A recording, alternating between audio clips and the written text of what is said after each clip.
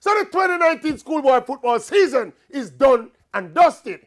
And now it's time to look at which team was the best team in schoolboy football this season. And there can be only 3 genuine contenders. Jamaica College, the Manning Cup champions. Kingston College, the Super Cup champions. And of course, Clarendon College, the Costa Cup and the Olivier Shield champions. Kingston College supporters show them hand already.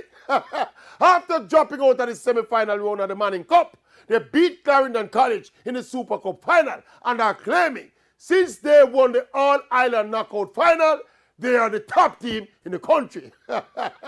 Jamaica College was not very impressive, scraping into the Manning Cup final and scraping the Manning Cup title and then losing the Olivier Shield title all on penalties. Personally, I think it's a non-argument.